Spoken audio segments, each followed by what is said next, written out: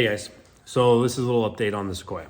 I believe it needs a head gasket. I'm pretty sure of that. I've got low compression on one cylinder. It's the passenger side rear cylinder. I've got low compression on that one. And I've also got leakage between cylinders that are not adjacent cylinders, which is interesting.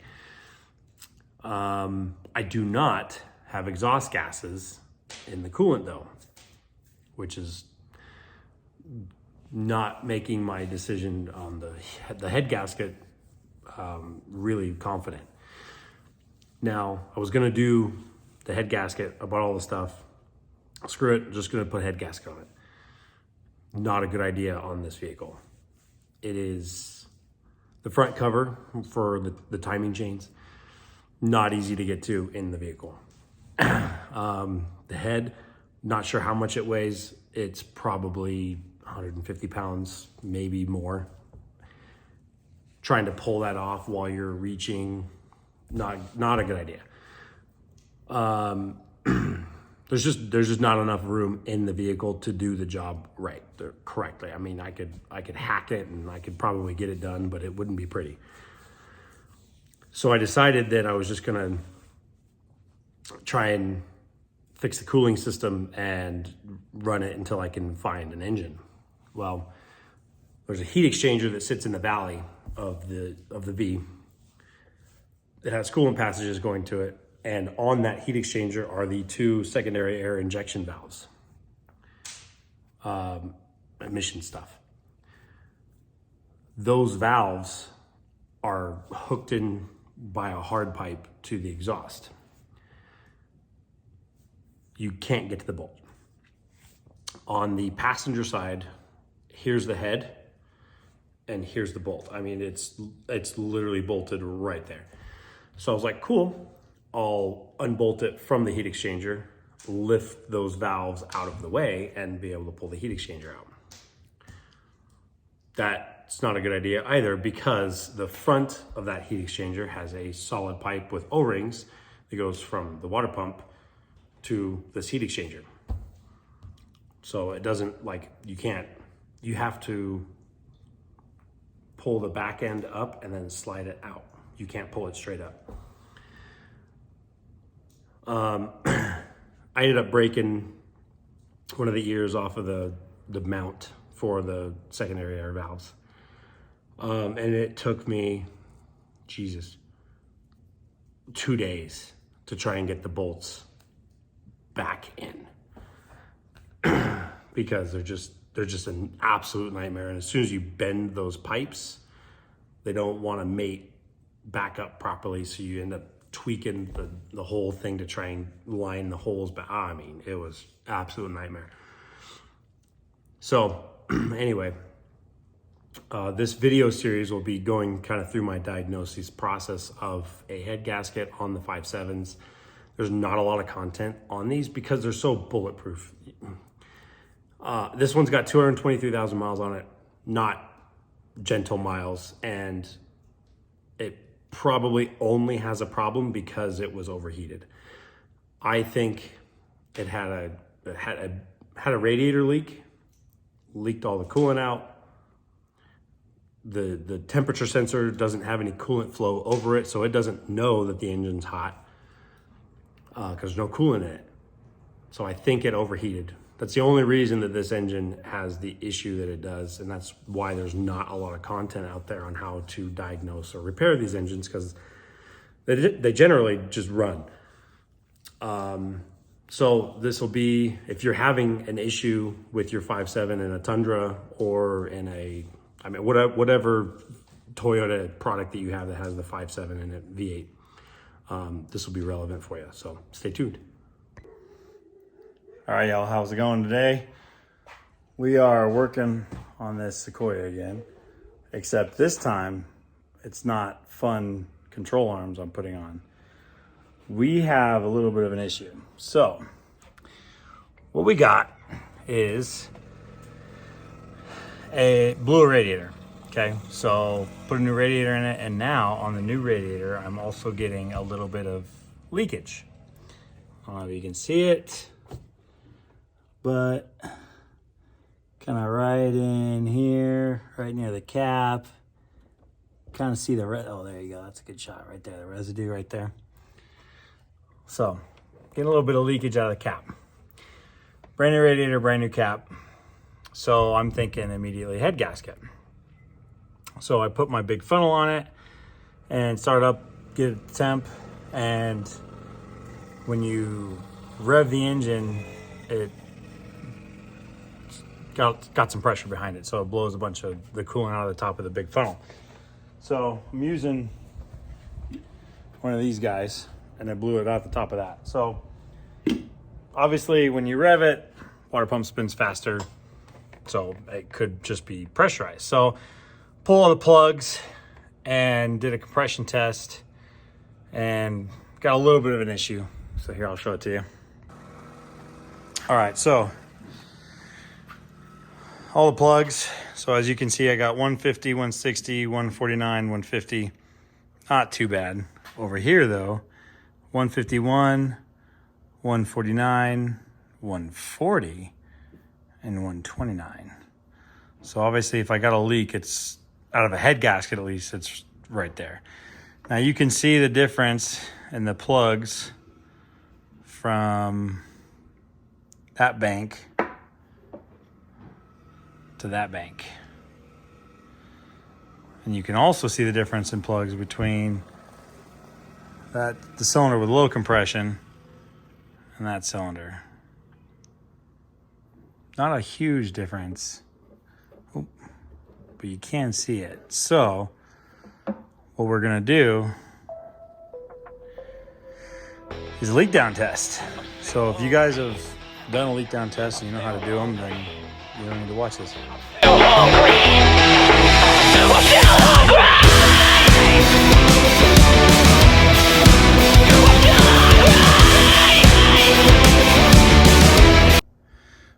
All right, so we stuck the screwdriver in the cylinder and we are going to turn it until it goes to top dead center. Now this is obviously the kind of redneck way of doing it. You can get down on the harmonic balancer and it's obviously got timing marks, and when the timing marks are lined up at top dead center, then you're at top dead center on cylinder 1, and then you can just go from there. But this is just kind of how I do it. All right, y'all. So as you can see, I got this set up. I got my adapter in the spark plug hole. I have that cylinder at top dead center on the compression stroke. Make sure it's on the compression stroke and not the intake exhaust stroke, because then obviously it's not going to be accurate. I got my gauge here. I also have the throttle wide open, so in case it's leaking out of the intake valves, I will hear it here. If it's leaking out of the exhaust, I'll hear it out of the exhaust pipe. If it's a head gasket or it's leaking into the cooling system, like it's got a cracked block or something, I'll obviously hear it out of the radiator. So you need to have your radiator cap off. You don't have to do this, but I usually take the oil fill cap off so you can hear it in the crankcase. Since I was doing an oil change anyway, I have the drain plug out, so I should also hear it out of the drain plug. So you hook this up to air without it hooked up to the cylinder, and then you set this pressure regulator to where this is at set or 0. And then you put your breaker bar on the harmonic balancer and you make sure that it won't move, because as soon as you pressurize this, it's going to have whatever PSI is trying to move through there, trying to move that cylinder. So it's pretty tough to hold it there. So you got to make sure that that's pretty steady. And then what we're going to do is hook this up. So as you can see, I've got a little over 30% leakage. I don't feel it out of the intake. Let's see here.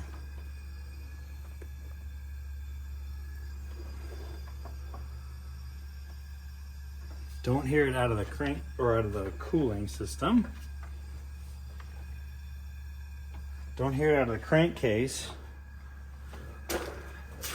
But you can hear it somewhere.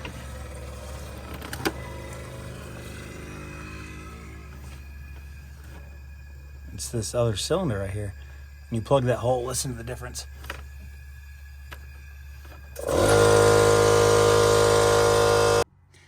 All right, sorry about that, y'all. My compressor kicked on. So as I was saying, you can hear this out of the cylinder not next to it. That one doesn't change. But when you plug this, listen to this. It doesn't really do it with that one. Just this one here. Hear the difference?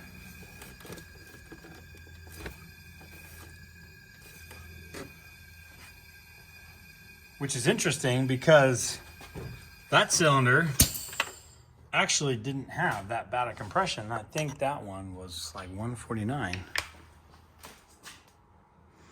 Yeah, 149. Well, there you go, y'all. The other thing that happened is both of those T's, they go to the heater core, they crumbled. Literally crumbled. I mean, I didn't even barely grab them.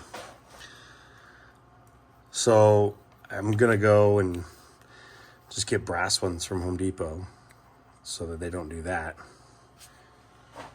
So before you start, if you got a high mileage car like I do, probably something to consider purchasing up front. Everything else has been pretty straightforward. Just, unbolt everything. It's pretty easy. So I'll give you an update when I get some more work done. All right, so here we're at. This is all back together now. As you can see, this is a little channel for emissions to go back to the secondary air injection valves. So you got to take all this stuff off, and to get this heat exchanger off, you can still kind of see where it was leaking right there.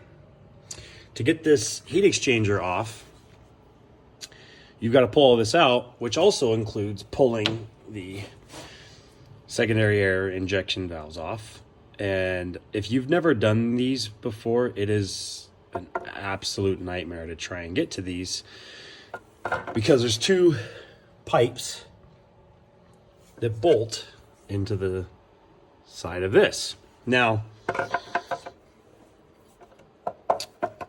this literally bolts on top of the air or of the heat exchanger. So you have to take this whole thing off. You can't just pull the 4 Torx heads out and pull the valves off, because it bolts to the bottom there. The pipes coming from the exhaust. So you can't get to this side bolt. It's literally sitting right up against the head. And you can't get to that side bolt because there's a heat shielding right there that doesn't allow you to get to the right angle to get onto the bolts. So what I ended up doing is I ended up unbolting these 3 here, and then I pried it up a little bit. And I probably should have, at that point, undid the bolts, because then you could sort of get to them, but I didn't. What I ended up doing is, when I got the heat exchanger off, I put the new gasket sealer on it, bolted it all back down. But when I went to put it back in, I needed a little bit more room, so I started prying a little bit more and broke the ear off of that thing. Now, of course, you can't get just this part. You have to buy the valves with it at a cost of, $350, something like that. So I'm going to try and seal it, and then just put a washer back there with a nut on the end of it to pinch everything together. But, so just for your information, if you're pulling that heat exchanger off, I recommend that you pull this whole thing out, and you can pry it up a little bit, and then you can get to those bolts and pull them out instead of trying to pry it all the way up without pulling the bolts off, because you will end up breaking that, pot aluminum. So just thought I'd share that. All right, y'all. So I'm sure you're wondering what the final solution was for the Sequoia. So I put everything back together and I fill it up with coolant. I have a vacuum coolant filler. So what it does is you hook it up to air compressor and it pulls a vacuum in the cooling system, and then it refills that vacuum with coolant. Now, the nice thing about that is if you pull a vacuum and it doesn't hold a vacuum, obviously you have a leak. So I was able to pull a vacuum and I was able to hold a vacuum, and I was able to refill the cooling system. So that's a good sign, because that means that there's no overt leaks in the cooling system. I didn't hold the vacuum for long, so who knows if there's still a small leak somewhere, or if there is a head gasket that's going, and it only leaks with compression, with combustion. I mean, so that could absolutely still be a problem. I put everything back together, restarted it, and I got a code for the secondary air injection valves circuit. I double checked that everything was plugged in. So what I have now is I have a circuit problem with the secondary air injection valves. And it was immediate. It wasn't after a drive cycle. It was an immediate code. So it's obviously an open or a short in that circuit that is causing an immediate code to pop up with no drive cycle required. So that's where I'm at right now. But the resolution of resealing the heat exchanger and replacing the water pump seems to have fixed the overheating issue. And then replacing those T fittings that go to the heater core inside also helped. This is an ongoing series of trying to get this thing just limping along until we can get a new engine in. So thanks for hanging out.